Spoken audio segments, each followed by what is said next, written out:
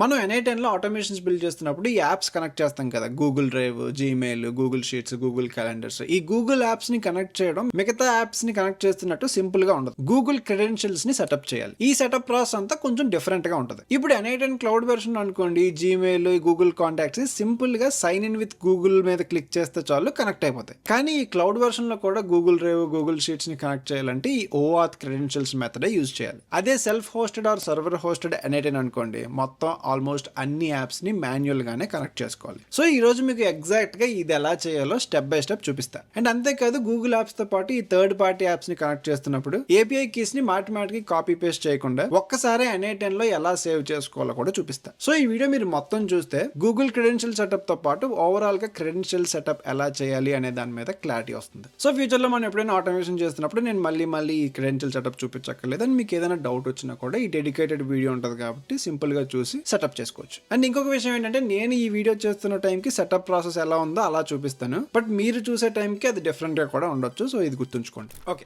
First మనం Google credentials ని ఎలా కనెక్ట్ చేయాలో చూద్దాం. ఒక మాన్యువల్ ట్రిగర్ యాడ్ చేసుకుందాం. మాన్యువల్ ట్రిగర్ యాడ్ చేసుకొని ఫర్ ఎగ్జాంపుల్ జీమెయిల్. ఇప్పుడు జీమెయిల్లో మనకి ఏం కావాలి? క్లయింట్ ఐడి కావాలి, క్లయింట్ సీక్రెట్ కావాలి. ఈ రెండు ఎలా కావాలంటే మీరు ఫస్ట్ console.google.comకి వెళ్తే జస్ట్ మీరు మీ ఈమెయిల్తో సైన్ అప్ అయిపోండి. ఓకే, తర్వాత ఇక్కడ మీరు ఒక ప్రాజెక్ట్ క్రియేట్ చేసుకోవాలి. First new project. ఇప్పుడు నేను YT డెమో అని ఇస్తా. క్రియేట్. ఓకే, క్రియేట్ అయిన తర్వాత ఇక్కడ కొంచెంసేపు అయిన తర్వాత క్రియేట్ అవుద్ది. క్రియేట్ అయిన తర్వాత సెలెక్ట్ ప్రాజెక్ట్ అని క్లిక్ చేయాలి. లేకపోతే డైరెక్ట్గా మీరు ఇక్కడ నుంచి కూడా క్లిక్ చేయొచ్చు. చూడండి, ఇప్పుడు మనం YT డెమో ప్రాజెక్ట్లో ఉన్నాం. మీరు ఇక్కడికి వెళ్ళి కూడా క్లిక్ చేయొచ్చు. తర్వాత ఇక్కడ నావిగేషన్ మెనూ ఓపెన్ చేసి APIs అండ్ క్రెడెన్షియల్ దగ్గర OAuth కన్సెంట్ స్క్రీన్ మీద వెళ్ళండి. సో ఇక్కడ చూడండి, ఇక్కడ మనకి ఏం లేదు.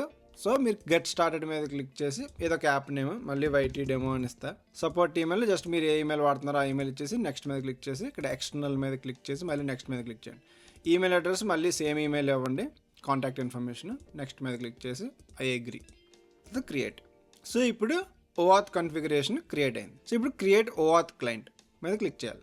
Application type web application, web client name అలా ఉంచండి, లేకపోతే మీకు నచ్చినట్టు నేమ్ మార్చుకోవచ్చు. సో ఇక్కడ ఆథరైజ్డ్ రీడైరెక్ట్ URLs అని ఉందా?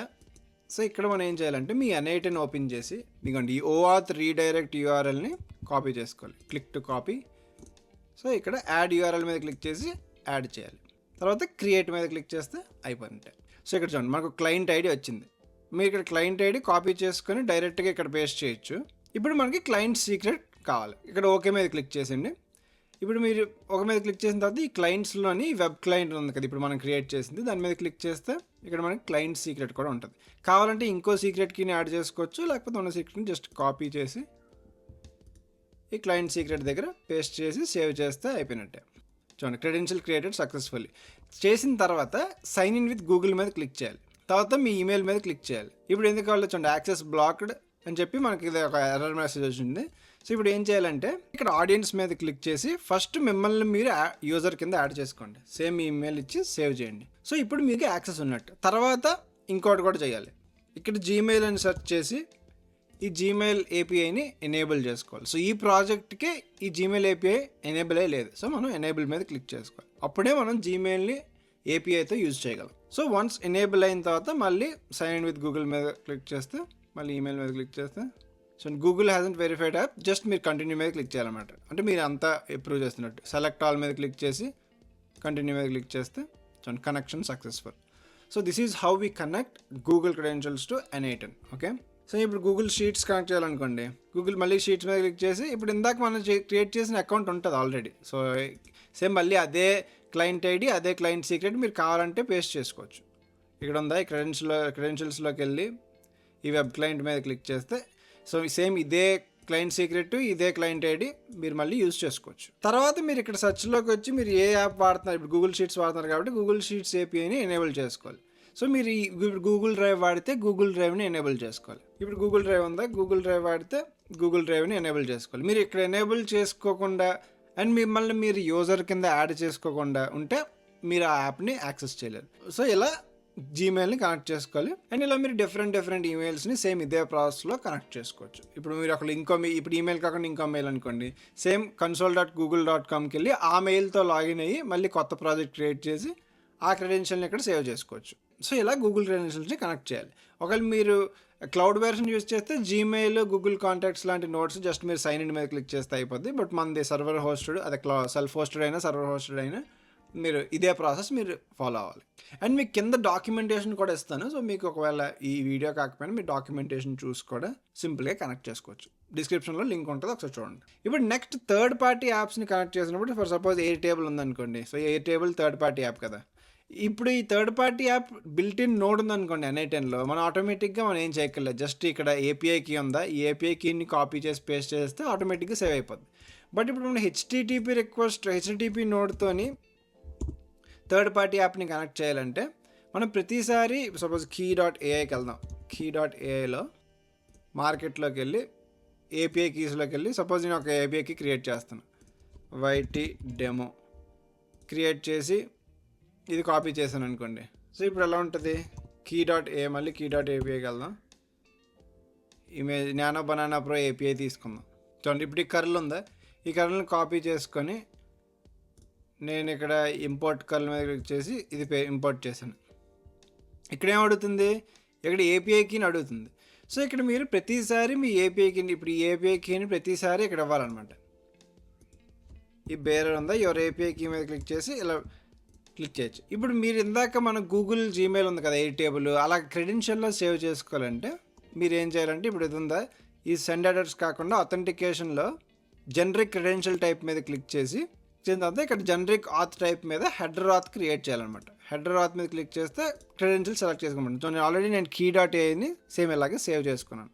ఒకవేళ కొత్త యాడ్ చేయాలనుకోండి, క్రియేట్ న్యూ క్రెడెన్షియల్ మీద క్లిక్ చేసి ఆథరైజేషన్. సో ఇక్కడ చూడండి, ఇక్కడ చూపిస్తాం క్లియర్గా ఆథరైజేషన్. ఇక్కడేమో ఆథరైజేషన్ ఉంది, ఈ ఆథరైజేషన్ని నేమ్ దగ్గర యాడ్ చేయాలి. ఆథరైజేషన్ మీరు స్పెల్లింగ్ మొత్తం కేసింగ్ అన్నీ కరెక్ట్గా చూసుకోవాలన్నమాట. లేదా మీరు ఒకసారి ఇవన్నీ జాగ్రత్తగా చూసుకొని సేవ్ చేసుకుంటే మీరు మాటికి యూజ్ చేసుకోవచ్చు.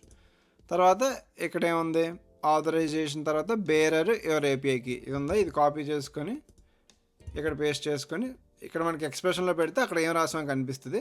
సో మీరు బేరర్ అలా ఉంచేసి మీ ఏపీఐ కీని కాపీ చేసి ఇక్కడ పేస్ట్ చేసుకుంటే అయిపోయినట్టే. చూడండి ఈ స్పేస్ ఉండాలి. ఇక్కడ ఈ స్పేస్ లేకుండా మీరు చేసినా, లేకపోతే ఈ బీని స్మాల్ బీ పెట్టినా, కేసింగ్ ఇంపార్టెంట్, స్పెల్లింగ్ ఇంపార్టెంట్, అన్నీ ఇంపార్టెంట్. తర్వాత ఇక్కడ మీరు ఏం చేసుకోండి, key.yt డెమో అలా సేవ్ చేసుకుని అనుకోండి, సేవ్ అయిపోద్ది. సో నెక్స్ట్ టైం మీరు ఇవి ఇప్పుడు మీరు ఈ హెడర్స్ అన్ని స్పెసిఫై చేయక్కర్లేదు, ఇది ఆపేసినా పర్లేదు. జస్ట్ ఇక్కడ ఉందా, ఈ హెడర్ ఆత్ సెలెక్ట్ చేసుకొని ఆ key.yt డెమో ఉంది సెలెక్ట్ చేసుకుంటే అయిపోయినట్టే. సో మీరు ఇలాంటివి ఇప్పుడు మనం జనరల్గా ఇలాంటి ఇమేజ్ జనరేషన్ కానీ వీడియో జనరేషన్ చేస్తున్నప్పుడు ఇమేజ్ జనరేట్ చేయడానికి పోస్ట్ రిక్వెస్ట్ పెట్టాలి, మళ్ళీ గెట్ రిక్వెస్ట్ కూడా తీసుకోవాలి. అలాగే కొన్నిసార్లు పెద్ద ఆటోమేషన్ అయితే ఈ హెచ్టిటిపి రిక్వెస్ట్ నోడ్లో ఒక 4-5 వాడతాం. అలా వాడినప్పుడు మీరు ప్రతిసారి ఆ ఏపీఐ క్రెడెన్షియల్స్ని కాపీ చేసి పేస్ట్ చేసుకోవడం కష్టం కాబట్టి మీరు ఎలా సేవ్ చేసుకుంటే సింపుల్గా ఉంటుంది. సో అది మీరు థర్డ్ పార్టీ యాప్స్ నుంచి, అంటే మనకి N8Nలో built in third party apps లేనప్పుడు ఇలా సేవ్ చేసుకుంటే మీకు ఆటోమేషన్ కొంచెం ఫాస్ట్గా బిల్డ్ చేయొచ్చు. అండ్ మీరు ఒకవేళ ఇంకా డౌట్ ఉందనుకోండి, ఇలాంటి థర్డ్ పార్టీ ప్లాట్ఫామ్లో ఇలాంటి డాక్యుమెంటేషన్ ఉంటుంది. చూడండి ఇక్కడ కాపీ పేజ్ అని ఉంది, లేకపోతే వ్యూ యాజ్ మార్క్ డౌన్, లేకపోతే కాపీ పేజ్ ఉందా, డైరెక్ట్గా open in ChatGPT, open in cloud కూడా ఉంది. జస్ట్ మీరు కాపీ చేసి ఏదైనా LLMకి ఇచ్చారనుకోండి, నాకు గైడ్ చేయి దీని మీద అంటే guide me to set up this credentials అని అడిగారు అనుకోండి, ఆటోమేటిక్గా అదే గైడ్ చేస్తుంది. లేదా క్లౌడ్ కోడ్కి ఇచ్చినా అదే సింపుల్గా గైడ్ చేస్తుంది. ఈ గూగుల్ జీమెయిల్ క్రెడెన్షియల్స్ మాత్రం సెల్ఫ్ హోస్ట్ అయినా సర్వర్ హోస్ట్ అయినా మీరు కొన్నిసార్లు ఒక 3-4 డేస్కి ఒకసారి వచ్చి సైన్ ఇన్ చేయాల్సి ఉంటుంది. అది కూడా మీరు చూసుకోవాలి. ఎప్పుడైనా మీకు ఎర్రర్ వచ్చిందంటే ఫస్ట్ అది చూసుకోండి, నాకు జీమెయిల్ సైన్ ఇన్ అయి ఉందా లేదా చూసుకొని అప్పుడు ఎర్రర్ ఏంటో చూసుకోండి. సో అది జీమెయిల్ను మిగతా థర్డ్ పార్టీ యాప్స్ని కనెక్ట్ చేసేది. ఇప్పుడు మామూలుగా ChatGPT అయినా అంతే, ChatGPT ఉందా, ఈ ఓపెన్ ఇదేనా అంతే. చూడండి ఇక్కడ ఓన్లీ ఏపీఐ కీ అడుగుతారు అనమాట. మోస్ట్లీ ప్రతి థర్డ్ పార్టీ యాప్కి జస్ట్ ఏపీఐ కీ ఉంటే చాలు. ఓన్లీ గూగుల్కి అలాగా క్లయింట్ ఐడి, క్లయింట్ సీక్రెట్ అలా 2 కావాలన్నమాట. సో ఇదే ఓపెన్ అయ్యే ఎక్కడంటే ఇప్పుడు platform.openai.comకి వెళ్తే మీరు జస్ట్ లాగిన్ అయిపోతే సరిపోద్ది. మీ జీమెయిల్తో లాగిన్ అయిపోయి ఇక్కడ మీరు ఎంతో కొంత బ్యాలెన్స్ లోడ్ చేసుకొని ఏపీఐ కీస్కి వెళ్తే అక్కడ ఉంటుంది. క్రియేట్ న్యూ ఏపీఐ కీ మీద క్లిక్ చేసి మీరు ఏదో నేమ్ ఇచ్చి సెలెక్ట్ ప్రాజెక్ట్, డిఫాల్ట్ ప్రాజెక్ట్ అయినా పర్లేదు, లేకపోతే N8N టెస్ట్ ఏదైనా పర్లేదు. తర్వాత క్రియేట్ సీక్రెట్ మీద క్లిక్ చేసి కాపీ చేసి మళ్ళీ ఇక్కడికి వచ్చేయడమే. ఇది ఉందా, ఈ ఏపీఐ కీ దగ్గర పేస్ట్ చేసుకుంటే అయిపోయినట్టే. సో మోస్ట్లీ అంతా స్ట్రైట్ ఫార్వర్డ్. అంటే ఓన్లీ జీమెయిల్ క్రెడెన్షియల్సే మోస్ట్లీ అందరూ కన్ఫ్యూజ్ అవుతారు. అండ్ అందుకే నేను డాక్యుమెంటేషన్ కూడా కింద ఇస్తాను డిస్క్రిప్షన్లో, ఒకసారి రిఫర్ చేయండి. సో అది ఈ వీడియోకి. నెక్స్ట్ మీకు టెలిగ్రామ్ ఎలా కనెక్ట్ చేయాలో ఒక వీడియో చేస్తాను, అండ్ వాట్సాప్ ఎలా కనెక్ట్ చేయాలో ఇంకో వీడియో చేస్తాను. ఇది డెడికేటెడ్ వీడియోస్ ఎందుకంటే ఇప్పుడు ఫ్యూచర్లో మనం ఏదైనా టెలిగ్రామ్ కనెక్ట్ చేస్తూ ఆటోమేషన్ చేసి అనుకోండి, దానికోసం మళ్ళీ క్రెడెన్షియల్ సెటప్ మీకు చూపించి మళ్ళీ దానికోసం ఎక్కువ టైం తీసుకోవడం లేదు నాకు. సో అప్పుడు మీకు ఒకవేళ తెలియకపోతే ఈ వీడియోస్ డెడికేటెడ్గా ఉంటాయి కాబట్టి మీకు సింపుల్గా ఉంటుంది ఫాలో అవడానికి. సో అదనమాట మ్యాటర్. మన ఛానల్ ఇంకా మీరు సబ్స్క్రైబ్ చేసుకోకపోతే ఒకసారి సబ్స్క్రైబ్ చేసుకోండి. ఈ వీడియోని కూడా లైక్ చేసి ఫ్రెండ్స్కి షేర్ చేయండి, వాళ్ళకి హెల్ప్ అవుతుంది. Thank you for watching. మళ్ళీ నెక్స్ట్ వీడియో కలుద్దాం. బాయ్.